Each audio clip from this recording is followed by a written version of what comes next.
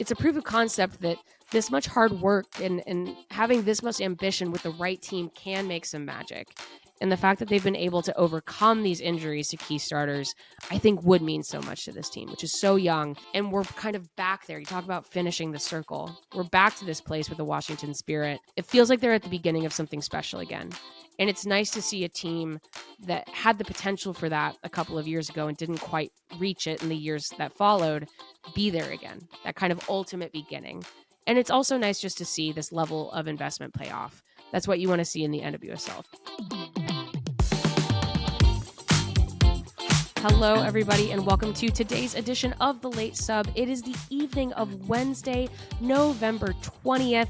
As you can see, my background is a little bit different. I am in Kansas City getting ready for the NWSL Championship between the Orlando Pride and the Washington Spirit. We're going to take a deep dive into that game today. We're going to do a little bit of a wraparound at the end because the women's sports news does not stop, but it's going to be a fabulous weekend for the NWSL. I cannot wait to talk about it. Let's dig in. So where we got to start today is the reason we're all here, the reason why my background is different, why I'm here in Kansas City, kind of the calm before the storm of the NWSL championship game between the Orlando Pride and the Washington Spirit. I'm very, very excited for this game. It's number 1 versus number 2, Shield winner versus the runner-up, first time NWSL championship participant versus the 2021 champion. This game is hopefully going to be incredible. And I talked about earlier this week how the semifinal round felt like the encapsulation of a year where we saw some truly incredible play at the top of the NL table. And it just feels right that we're here to preview number 1 versus number 2. There's major star power. There are really tactical elements that I think are really fascinating. There is a lot of larger narrative about investment and growing within a team and making ambitious moves for a roster, the way you want to coach a team. I think this is going to be really, really special. And I wanted to do a little bit of a deep dive into this game, some of the players to watch, injury factors, tactically what I think might happen, maybe just sort of the larger narrative about either team and what it would mean to win a championship like this, and also maybe at the end what I think might happen. So there's so much here, I think, in the broad strokes or the little bullet points, right? You have these rosters that have been put together by 2 very ambitious general managers who are well known in the space. They've put together ambitious teams, have not been afraid to go out and sign major players or haven't been afraid to move players out of the team. We're going to have star forwards facing off. I think if you look at all the promotional material, you see, Trinity Rodman versus Marta, or you've got Barbara Banda versus, any of these other incredible Washington Spirit players. You've got Casey Kruger on the outside, Olympic gold medalist. You've got Lacey Santos, who is a Colombian international, who's fantastic. You've got all these different players who are being awarded end of season awards and all of these different things. There's some major star power here. I think tactically there are 2 midfields that are perhaps going to cancel each other out. It's maybe we'll take a moment of brilliance or perhaps a particular sequence that's going to make a difference in this game. You've got 2 teams who are really comfortable playing on the wings, which I think is going to be a major factor. There's just a lot of really nice stuff here, again, both on and off the pitch. I usually like to start this with players to watch, all of them, certainly for the Orlando Pride, right? I mean, I think you can talk about the broad strokes, the major players. There's Barbara Banda, there's Marta, there's Emily Sams in the back, there's Kylie Strum, there's that center back duo that's going to be so important. There's, Anna Morehouse, who was a goalkeeper of the year finalist. The list kind of goes on. I think they're going to have impact players off the bench. For Washington, big star here is obviously Trinity Rodman, who is coming off a fantastic season for both club and country. She wins an Olympic gold medal with the United States. She's an MVP finalist for the Washington Spirit. We're going to talk about some of the players for Washington who are not going to be participating in this game. But within that, you also have to note the players that have stepped in and done so well, right? Like Hal Hirschfeld or Tara Mickione, or I already mentioned Casey Kruger, Aubrey Kingsbury back in goal, or Lacey Santos or Kouassi. These players who have stepped in and turned what the Washington Spirit can do into something that can withhold losing some major impact players, because we're going to discuss some absences here that might also impact this game. Head-to-head does favor Orlando. There's no getting around that. Orlando is 2-0 against Washington this year. They defeated them 3-2 in April. They defeated them 2-0 in October, which feels like the more relevant result. Orlando is the only team to defeat Washington twice in 2024. Also feels like a significant result. Obviously, it's hard to beat the same team 3 times, which I think Washington is going to come into this feeling good about, but also Orlando has found ways to unlock that Washington defense. They've found ways, again, 2-0. They're able to keep a clean sheet against the Spirit earlier in the year. really interesting to see how that history plays into this game. Talking about maybe how they got here, some advantages, again, maybe just sort of leaning in one direction. Orlando does get here with 2 wins of regulation.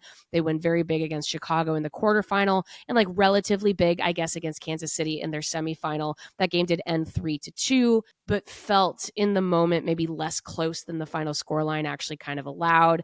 Washington has to go to extra time twice. They have to defeat Bay FC in extra time. They do actually get that done in extra time. They defeat Gotham in penalty kicks. Obviously, Kingsbury, we talked about this earlier this week. She's amazing in penalty kicks. She saves 3 of them. That happened fairly swiftly. The momentum was obvious, but it did take going to penalty kicks to get Washington into this game, and just a little bit of resilience after conceding first and having to sort of come back, and maybe just slightly less separation perhaps between Washington and the rest of the field in this particular postseason. Let's talk about injuries going into this, right? Washington has a lot of them to key players. Both teams are carrying actually a similar amount of injuries. And I've talked about this on Twitter and on Blue Sky a lot, how teams, when they get later into this playoff process, especially in the NWSL, which is all I can kind of speak for, is they start to become a little bit less forthcoming about what players are dealing with what when they have the availability reports. They're going to have their season-ending injuries on there, and they're going to maybe have some definitive injuries that maybe have a player out. Like we've seen Ule Sar for the Spirit be out on that availability report for the last couple of weeks, but they're not going to talk about much more than that. So if you have a player that is limited, that might make an impact without actually making it onto the availability report.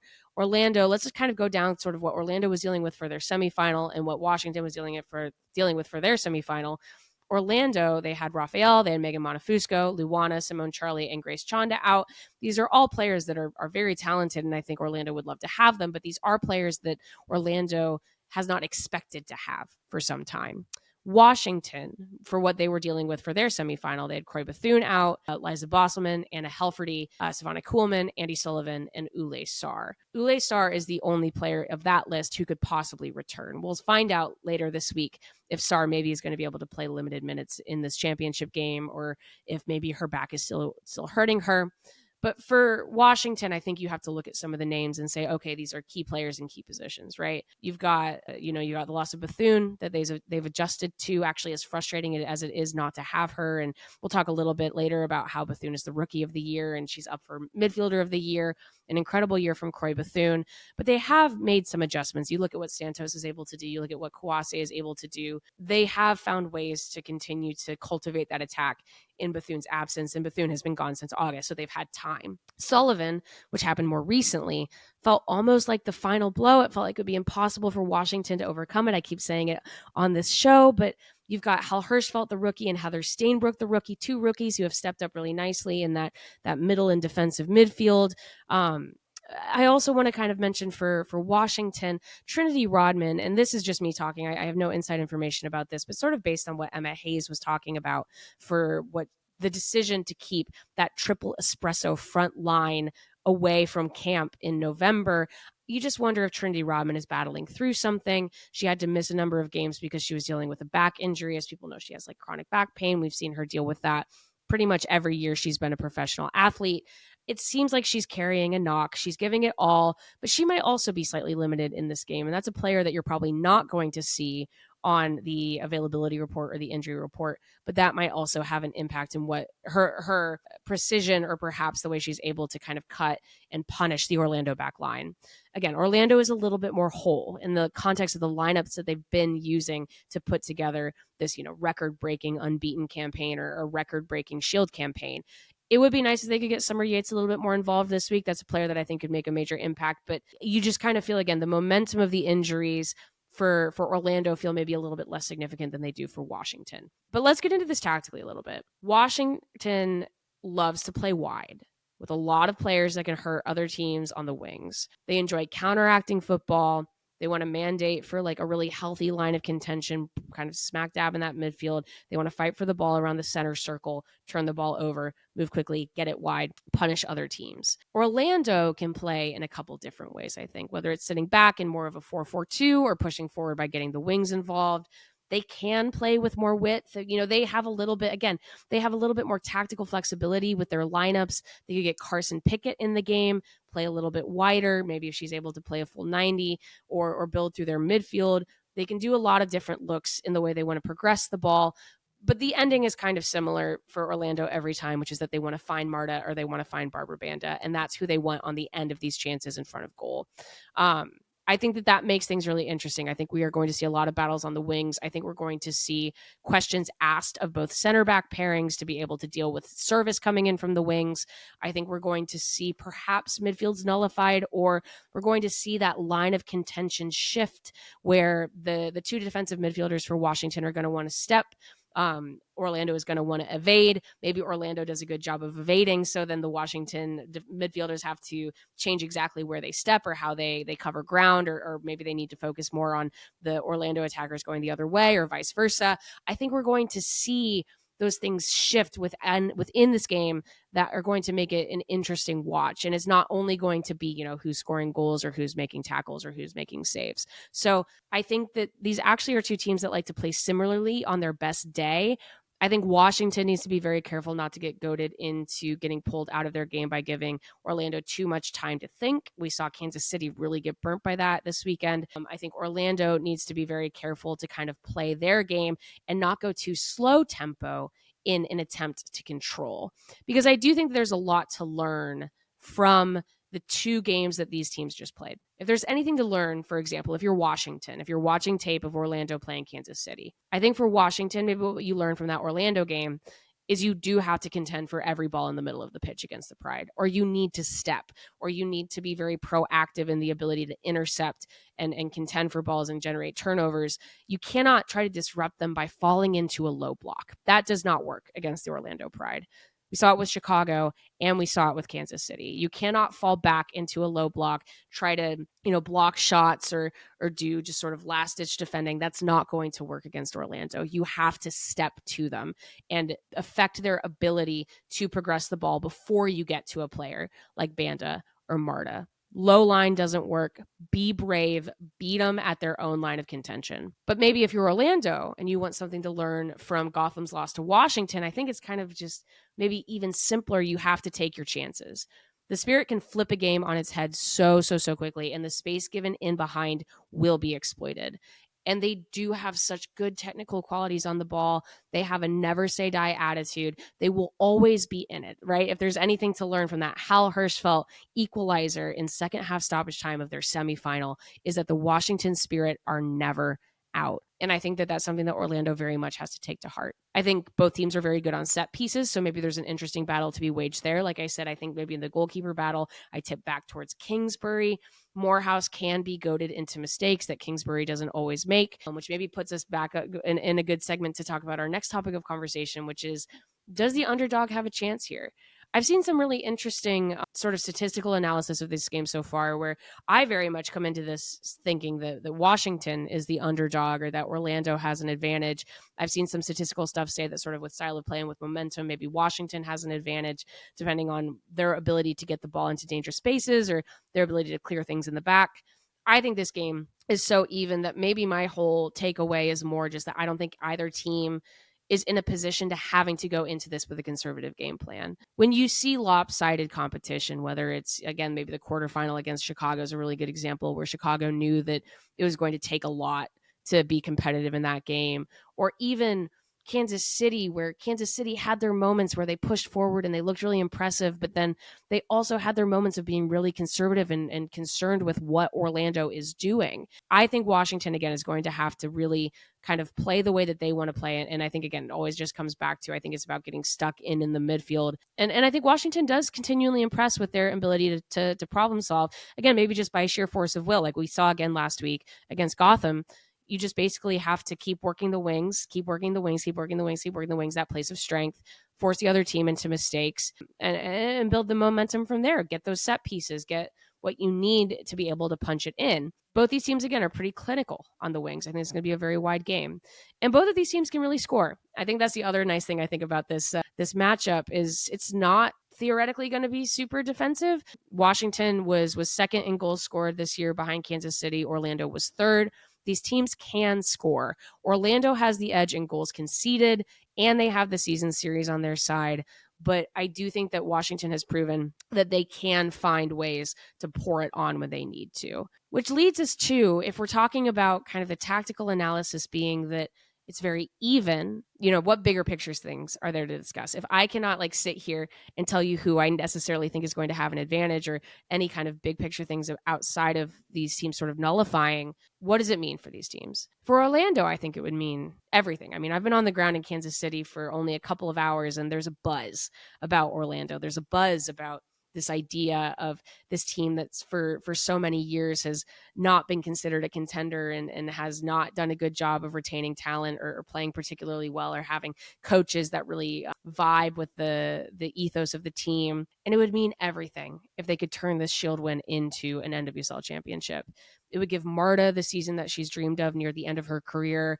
It would mean, Seb Hines, their coach, and Haley Carter, their general manager, would cement a legacy in turning the team around. It would hopefully mean a spark for a growing fan base in Orlando for years and years to come. It would mean, hopefully, that every other team that's struggling has a blueprint for hiring the right people, taking things seriously, and kind of becoming the team that you could become. There's a story of investment here, I think, for both sides. And while that investment is different, I think all roads lead to the championship. I think that there is a shared through line in making the right hires to make the right footballing decisions, supported by investment to allow both these teams to shine.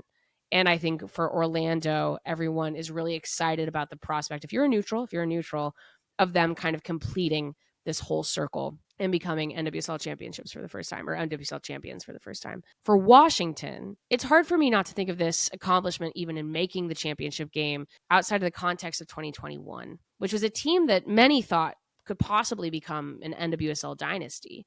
I talked about this earlier this week. That team was very different off the field. It was coming through a very different season than this one. It had a different owner. It had a different coach.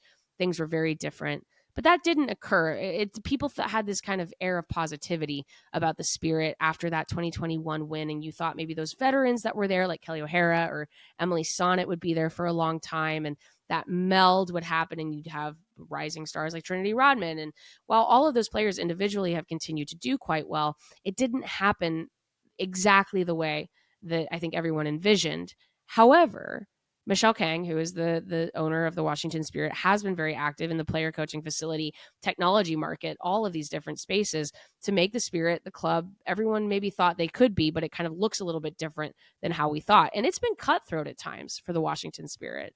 They fire Mark Parsons after one season. They go and get, Jonathan Heraldez out of Barcelona. That's an, incredibly tenured coach, a rising star in world football, domestic football, club football.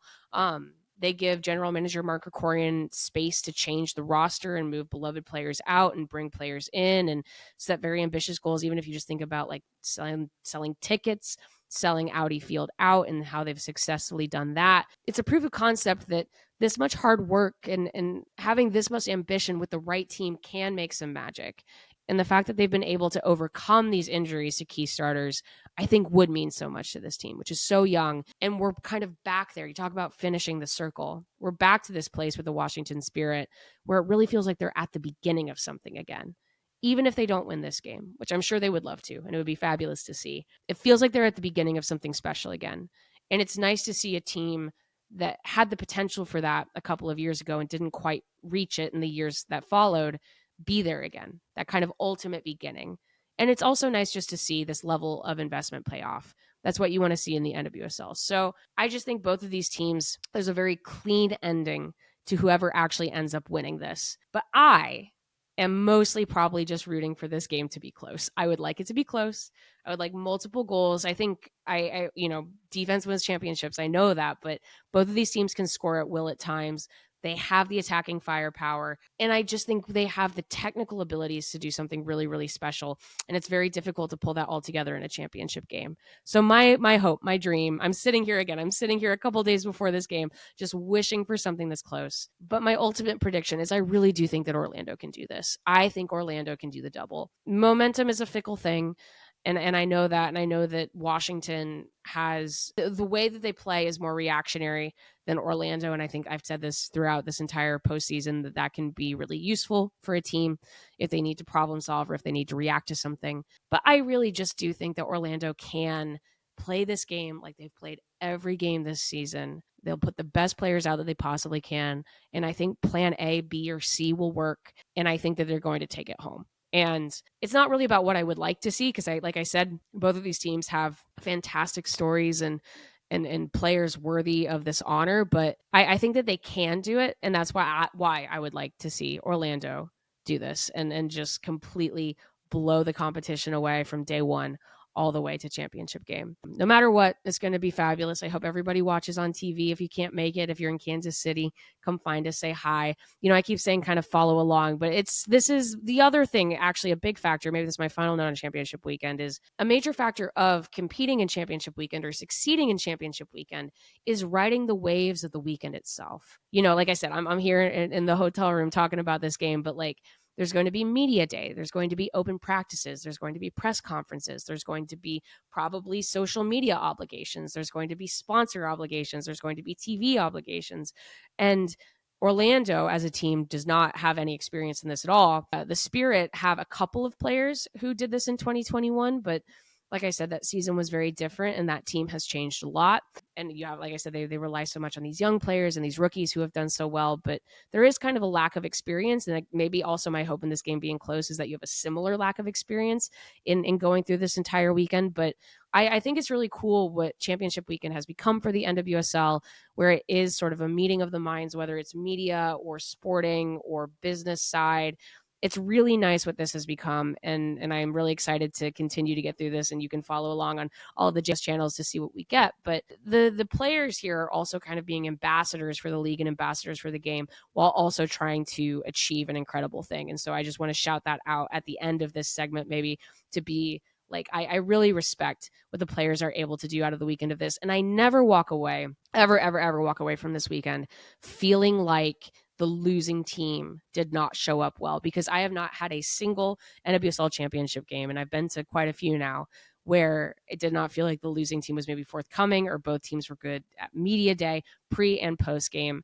What's happening is everybody coming together to put together an incredible footballing soccer product. And from my standpoint, I'm just really, really excited to see that again, because I think that both of these teams can pull that off. And then a couple real quick notes, because the world of sports does not stop even while we travel to the championship game. I just want to hit a couple kind of wraparound things here to close up. Moving to the world of college basketball, I want to send congratulations to UConn head coach Gino Auriemma. He is the winningest college basketball coach of all time after surpassing Tara Vanderveer tonight on Wednesday with his 1,217th win of his career, which is just completely incredible. I mean, people might know this, but Auriemma has been helming UConn's program since 1985, 11 national championships, 23 Final Four runs, 27 conference tournament wins, numerous young stars to the WNBA.